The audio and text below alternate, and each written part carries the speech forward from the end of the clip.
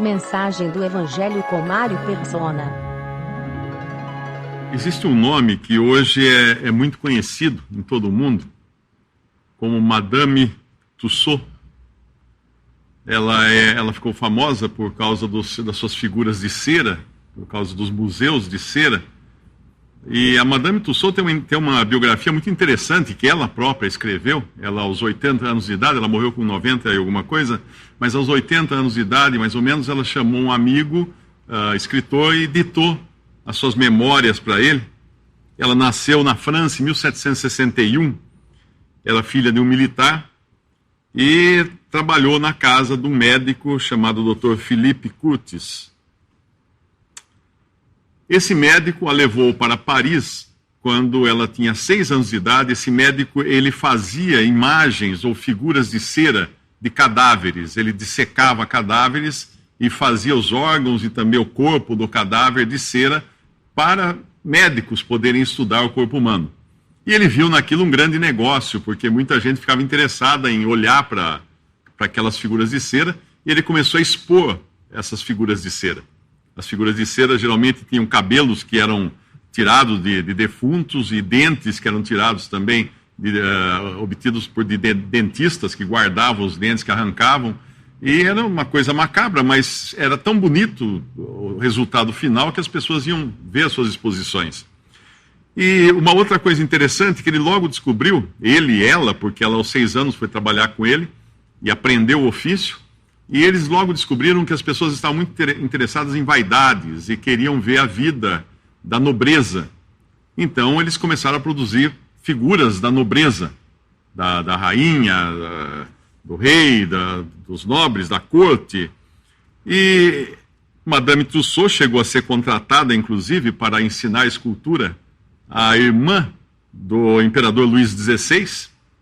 E ela foi até convidada a morar no Palácio de Versailles, na França. Quer dizer, uma pessoa assim que circulava livremente na mais alta sociedade. Mas aí veio a Revolução Francesa, e como nós sabemos, quem estudou história sabe que virou tudo ao avesso. A nobreza foi decapitada, o rei foi decapitado, a rainha foi decapitada, os nobres todos eram mortos, passavam por torturas e depois mortes. E nesse meio tempo, tanto o Dr. Curtis como a Madame Tussauds precisavam correr atrás das notícias, porque eles tinham que trocar as cabeças na vitrine da exposição deles, porque de repente alguém caía em desgraça perante os revolucionários, eles tinham que correr lá, tirar aquela cabeça daquele e pôr uma cabeça de um que estava agora sendo bem aceito na nova ordem de coisas do governo. E com isso, as pessoas iam lá para saber até as últimas notícias, quem estava em evidência e quem tinha perdido a cabeça literalmente na guilhotina e literalmente na vitrine do Dr. Curtis e da Madame Tussauds. Aí ela chegou a ser presa por 3 meses por suspeita de apoiar a monarquia, e chegou a ser condenada à execução, à morte, mas felizmente escapou por influência dos seus amigos. E uma das amigas que ela conheceu na prisão chamava-se Josefina, que seria depois a imperatriz casada com Napoleão Bonaparte. Então essa mulher teve uma vida assim que daria um livro. Ela chegou até a contar que ela fez uma máscara, um molde do rosto de Napoleão. Napoleão deixou ela fazer um molde do rosto dele, e ela fez então a figura de Napoleão a partir do molde do rosto de Napoleão. A BBC, recentemente, a rede inglesa de televisão e cinema, decidiu fazer uma biografia, um documentário da vida de Madame Tussauds, porque era muito interessante. E quando foram pesquisar a fundo a vida dela e comparar com a autobiografia dela, descobriram que ela era uma grande mentirosa. Que muita coisa na biografia dela nada mais era do que invenção dela. Ela não era filha de um militar, ela era filha de um desses que corta a cabeça, de um executor, de um carrasco. E na França antiga, filho de carrasco tinha que ser carrasco, era uma profissão que passava de pai para filho, que nem cartório, e filha de carrasco tinha que casar com um filho de carrasco, com um carrasco também. E ela conseguiu escapar dessa ordem de coisas, e casou-se, inclusive, com um homem chamado Tussaud, que é de onde vem o sobrenome. O sobrenome dela era diferente, era Groschowitz, um nome completamente não fácil de se tornar uma marca. Ela casou-se com esse Tussaud, largou o marido, largou o filho que ela teve com ele, foi morar na Inglaterra, herdou as estátuas e as figuras de cera do Dr. Curtis e abriu na rua Baker Street, famosa pela ser aquela rua da história do detetive lá, do Sherlock Holmes. Ela abriu esse museu famoso que depois se espalhou, hoje tem em vários países.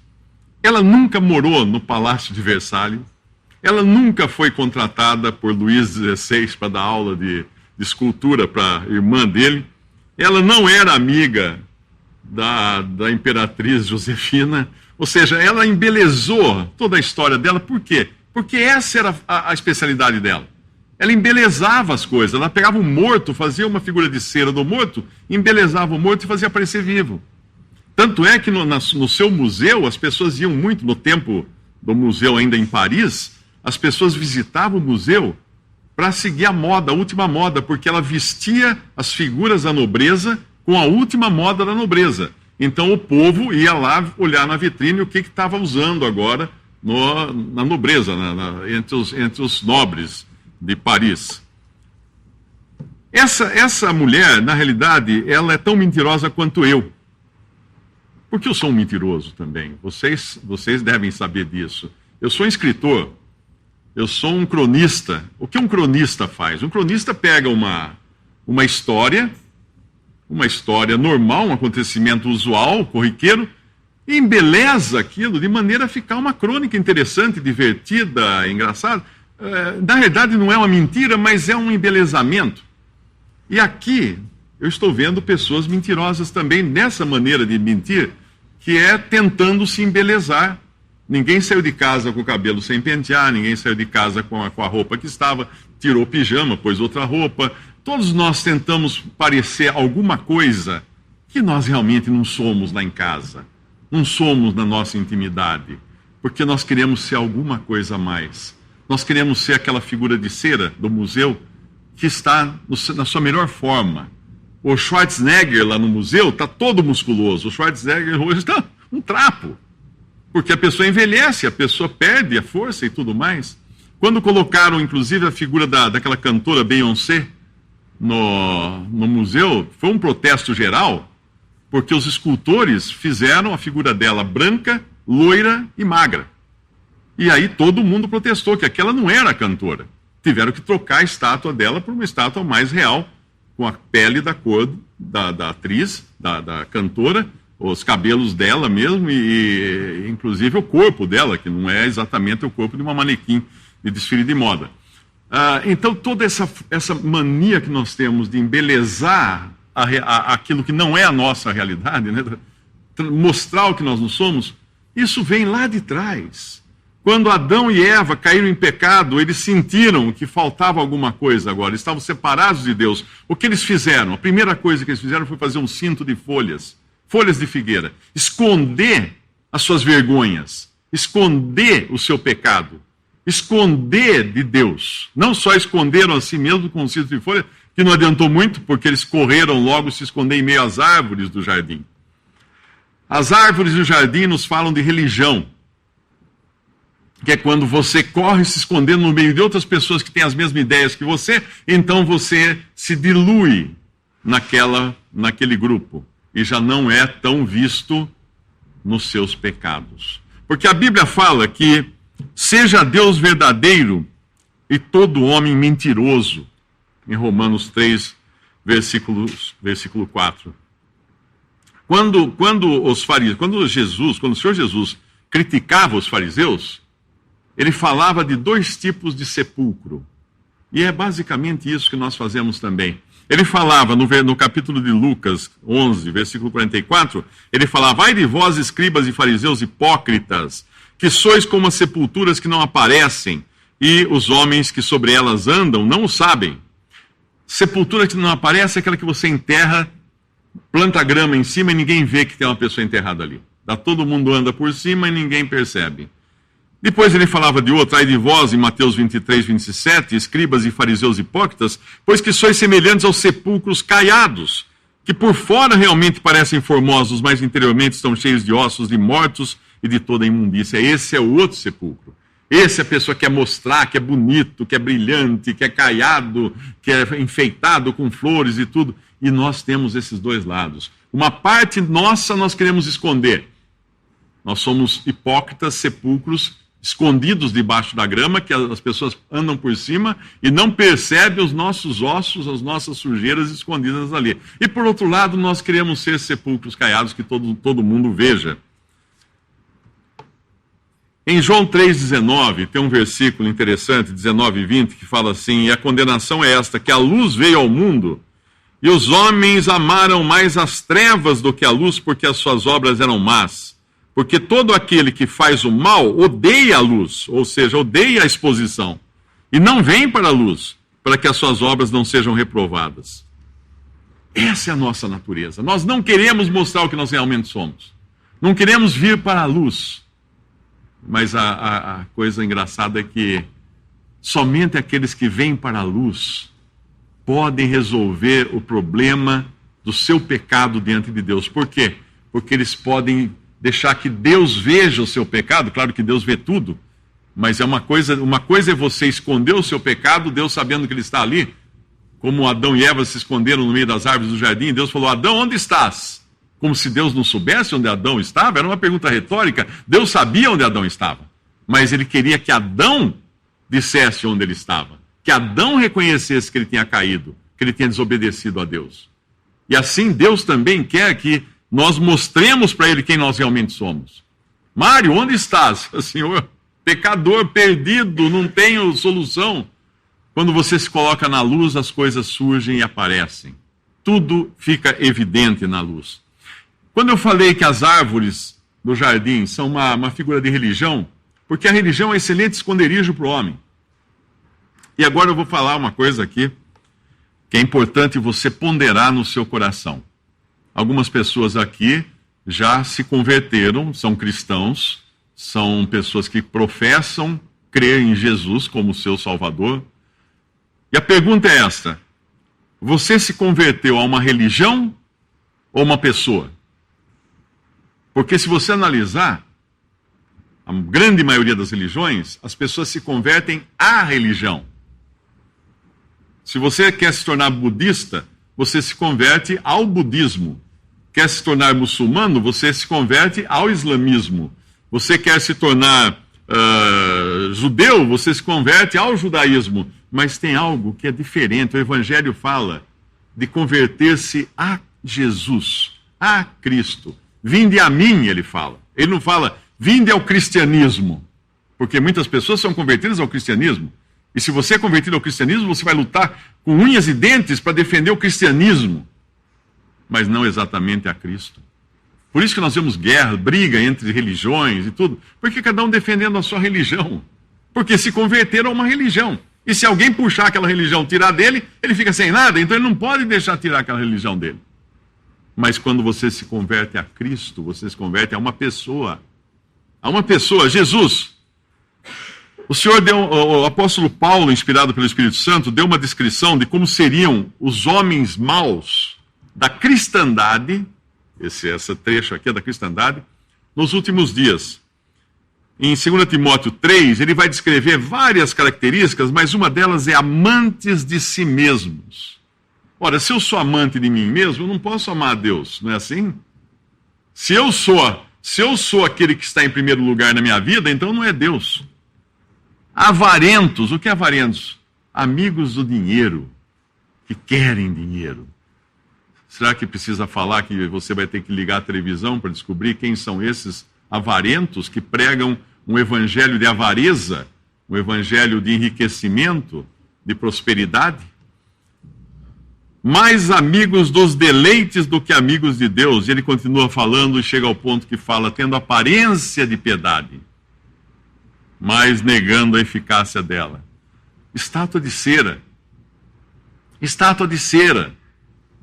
Muitos que hoje professam, creem na Bíblia, professam ser cristãos, pregam a palavra de Deus, estátuas de cera, aparência de piedade. Por quê? Porque levam cativas, a continuação da passagem diz que levam cativas mulheres carregadas mulheres tolas, nécias, carregadas de pecados, levadas por várias concupiscências, por vários desejos. Que desejos esses? Uma passagem em 2 Pedro, quando fala também desses homens vis, que usam a palavra de Deus para buscar discípulos, diz que eles são como nuvens, fontes sem águas, nuvens levadas pela força do vento, para os quais a escuridão das trevas se reserva, porque falando coisas muito arrogantes de vaidades, enganam com as concupiscências da carne e com dissoluções aqueles que estavam afastando dos que andam no erro, prometendo-lhes liberdade, sendo eles mesmos servos da corrupção. Enganam com concupiscências da carne. O que é concupiscência da carne? Desejos do ser humano. Se eu chegar na praça ali hoje e falar assim, todos pecaram e destituídos da glória de Deus, vai fazer assim, ó, multidão. Vai fugir todo mundo. Ninguém quer escutar isso. O que? Eu, pecador? Não. Mas se eu chegar e falar assim, Deus quer dar prosperidade a você, carro novo, uma mansão na Flórida, vai se juntar todo mundo e eu quero escutar também. Saúde permanente, sorte no amor, Deus vai dar tudo isso para você. Todos vêm ouvir. Mas todos pecaram e destituídos estão da glória de Deus. Eu não quero escutar isso. Mas é isso que leva à salvação. É reconhecer o estado do homem morto. O que diz as Escrituras? Creu Abraão, em Romanos 4:3, em Deus, e isso lhe foi imputado como justiça. Ora, aquele que faz qualquer obra, não lhe é imputado o galardão segundo a graça, mas segundo a dívida. Mas aquele que não pratica, mas crê naquele que justifica o ímpio, a sua fé lhe é imputada como justiça. Assim também Davi declara bem-aventurado o homem, a quem Deus imputa a justiça sem as obras, dizendo, bem-aventurados aqueles cujas maldades são perdoadas e cujos pecados são cobertos, bem-aventurado o homem a quem o Senhor não imputa pecado. Toda essa questão daquelas figuras de cera serem tão atraentes para as pessoas mostrarem o ponto alto da carreira de cada celebridade. A Marilyn Monroe, que está lá no Museu de Cera, está linda, com a sua saia voando ao vento da saída do metrô. Ela não está deitada numa maca, morta, como foi a última foto que tiraram dela, tirando da casa dela, depois de uma overdose, totalmente pálida, aquele rosto já com sinais de morte. Não, ela está linda no museu. Por quê? Porque nós queremos mostrar o melhor de nós e esconder o pior de nós. Para quê? Para nos justificarmos diante das pessoas, para dizerem, eu sou bom, eu sou bonito, eu sou famoso, eu sou forte, eu sou elegante, eu sou... E aí eu quero mostrar esse lado. Mas Deus não se engana. Deus não está em busca de um museu de cera. Deus está vendo a realidade de cada um de nós. Nós somos trapo de imundícia para Deus. As nossas justiças são trapo de imundícia para Deus. Nós somos como a erva que seca e morre. Nós somos assim mortais. Como foi falado na outra pregação do Evangelho, mortais. E como que eu vou me justificar diante de Deus? Não pelas minhas obras, pelos meus feitos, pela minha maquiagem. Não. É isso que fala aqui. Por quê? Porque se eu fizer alguma coisa para me justificar diante de Deus, o que Deus vai me dar em troca vai ser um salário só. E como eu tenho, a única coisa que eu posso apresentar para Deus são pecados, porque eu sou pecador e tenho pecados, a Bíblia fala, o salário do pecado é a morte. Deus vai ter que me dar a morte, não vida. O que Deus espera de mim, então? Que eu reconheça o meu estado e apele para aquele que justifica, não o bom, como diz a Escritura, creu Abraão em Deus, e isso, a fato dele ter crido em Deus, lhe foi imputado como justiça, lhe foi tributado como justiça, foi depositado na sua conta como justiça. Ora, aquele que faz qualquer obra não lhe é imputado o galardão segundo a graça, mas segundo a dívida.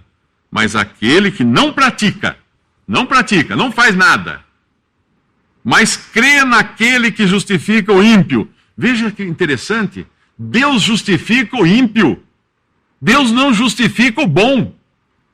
Jesus falou, os sãos não precisam de médico, mas os enfermos. Então, se eu não me reconheço enfermo, pecador, perdido, por que Deus vai me salvar? Por quê? Mas Deus quer justificar o ímpio. Por isso, quando Deus fala, quem é ímpio aqui? Aquele que levantar a mão, Deus vai justificar esse. Deus vai justificar esse. Porque esse estava atento àquilo que Deus estava chamando pecadores para serem salvos. Quando foi no início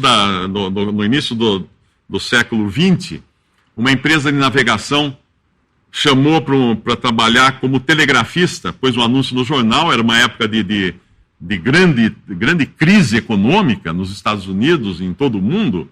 Então a sala de candidatos se encheu, e todos esperando a hora da entrevista. Uma porta ali, fechada, onde estava o gerente que ia entrevistar, o telegrafista. Daqui a pouco, um deles se levantou, um dos que estavam ali na multidão, foi lá, abriu a porta e entrou. Levou um pouco de tempo, abriu a porta, saiu e foi embora. Em seguida vem o gerente, vocês estão dispensados, já encontramos o candidato. Mas como encontraram o candidato? Ninguém veio nos chamar, não. Eu chamei sim. Quando eu bati na porta, em código Morse, dizendo quem é telegrafista, entre na minha sala. Só entrou um.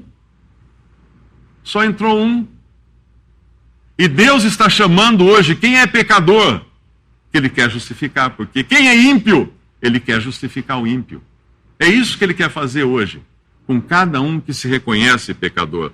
Davi, que ele citou aqui em Romanos, que Paulo citou em Romanos, quando fala, bem-aventurado o homem a quem o Senhor não imputa o pecado, ele citou Abraão, mas uma passagem que ele fala também, assim também Davi declara, bem-aventurado ao homem a quem Deus imputa a justiça sem as obras.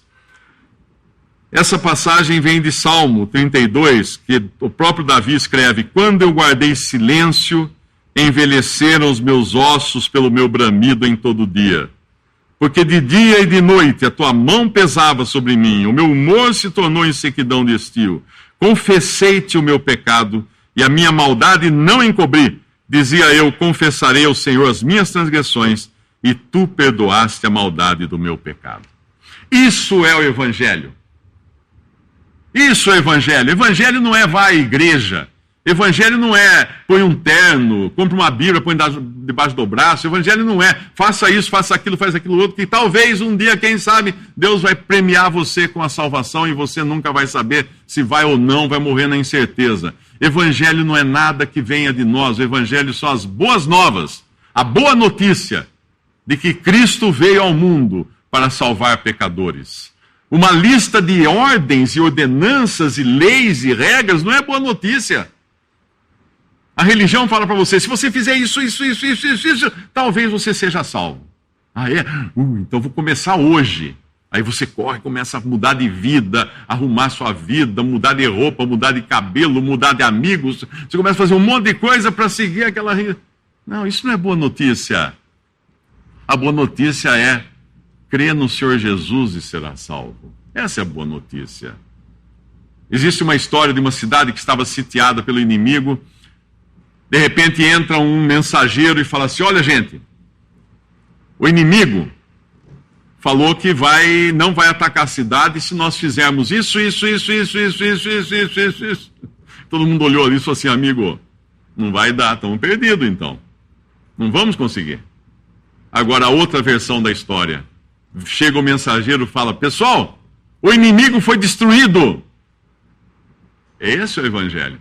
O inimigo foi destruído, o pecado foi destruído, a morte foi destruída na cruz, quando Cristo morreu na cruz. Quando derramou o seu sangue ali. E agora convida, vinde a mim, os que estão cansados e sobrecarregados, e eu vos aliviarei. crê no Senhor Jesus e será salvo. Eu espero que, se você era convertido a uma religião, você saia daqui hoje convertido a Cristo. Porque religião alguma pode salvar, mas Ele é o Salvador, que morreu na cruz para levar os nossos pecados. Podemos dar graças a Deus pela sua palavra, nosso Deus e Pai. Nós agradecemos a Ti, Pai, por essa mensagem tão graciosa do Evangelho, que Cristo veio morrer na cruz, pagar pelos nossos pecados, derramar seu sangue ali para nos purificar. Pai, pedimos por todos aqui, por todos os que irão ouvir esta mensagem, Pai, que não haja entre eles estátuas de cera, mas que todos possam se voltar para Ti, Pai, mostrar a sua verdadeira face, se abrir diante de Ti, confessar que são pecadores e pedir essa salvação que Tu estás querendo dar por graça àqueles que atenderem ao Teu chamado, Pai. Confiamos em Ti, confiamos no poder do Teu Santo Espírito para tocar corações e convencer o pecador de seus pecados. Nós pedimos, Pai, e agradecemos no nome precioso de nosso Senhor e Salvador Jesus. Amém. Visite 3minutos.net. Dúvidas? Visite respondi.com.br. Adquira os livros ou baixe o e-book. Também para Android e iPhone.